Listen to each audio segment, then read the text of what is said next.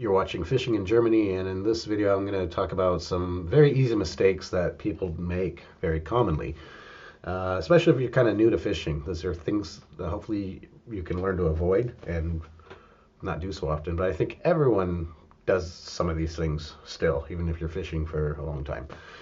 We'll start out with the beginning, just getting to the spot and fishing. First big thing is try not to scare the fish. It sounds like common sense, but there's a lot of things we can do to scare fish. That could be just moving around too close to the water. Sometimes just standing at the edge, they're going to see your outline really easily and you're going to spook the fish. So I try to, if the water's really clear, to sit further back, keep a lower profile, sit lower, not stand so much. Also, don't be so loud. If you're being loud, there's a lot of fish that are going to hear that and you're going to scare them away.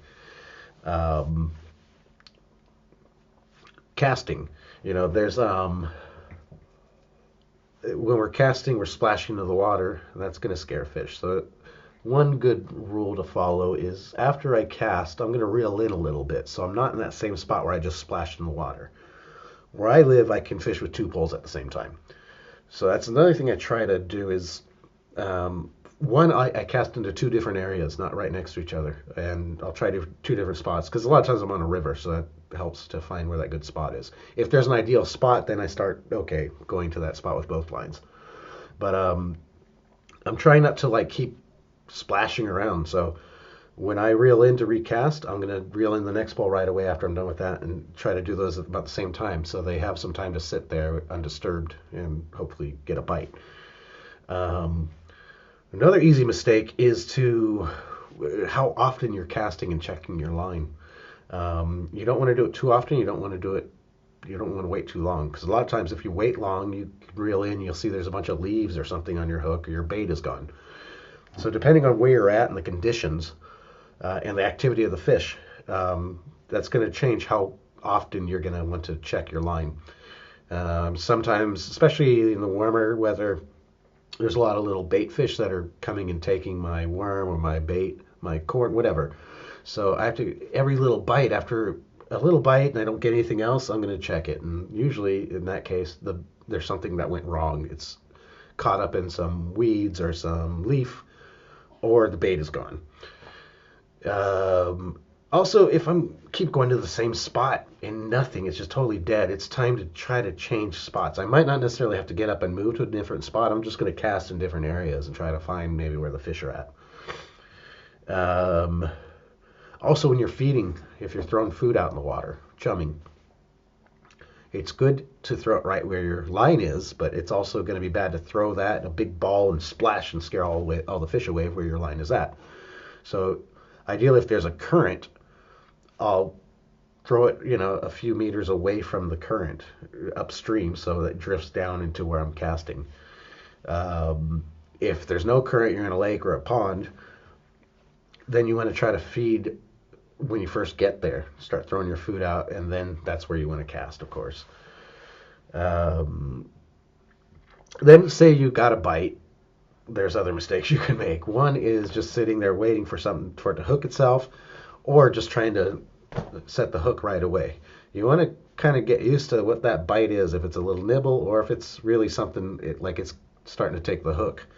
That takes experience, trial and error. But if you're finding every time you try to set the hook, you don't get anything, you're probably doing it too early.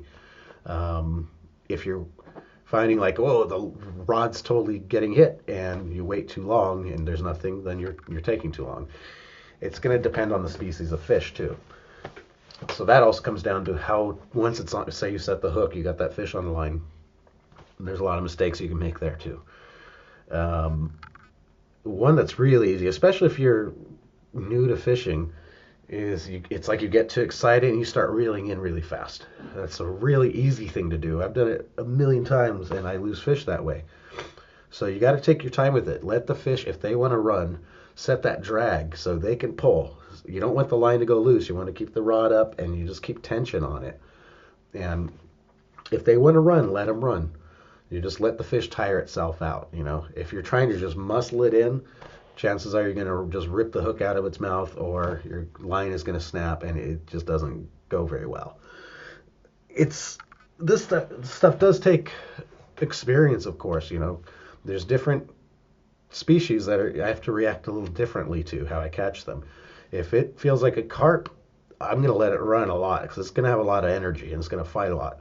If it feels like an eel that's flopping around like crazy, I want to reel that thing in fast.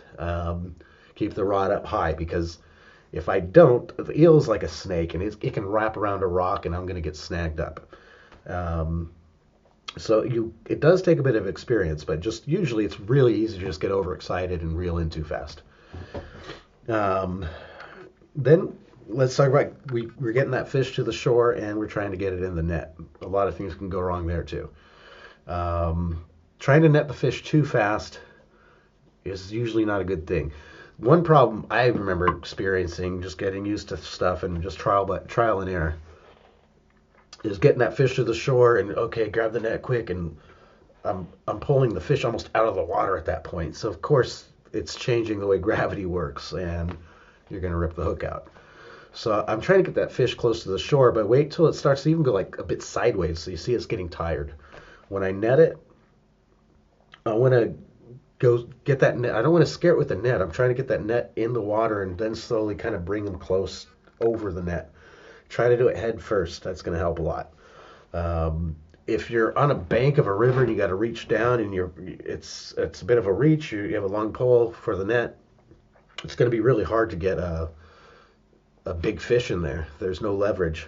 So if I have to do that, once I feel like the fish is caught in the net, I'm going to, instead of trying to lift it, I'm going to just go like this on the pole of the net and get it close to the edge of the pole where the net is, and then I can have better leverage to lift it out.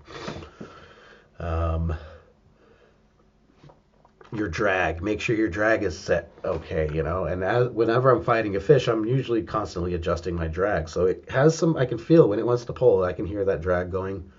I don't want it too loose, of course, and I want to just get it, just so it can run if it wants to, and I can still reel in.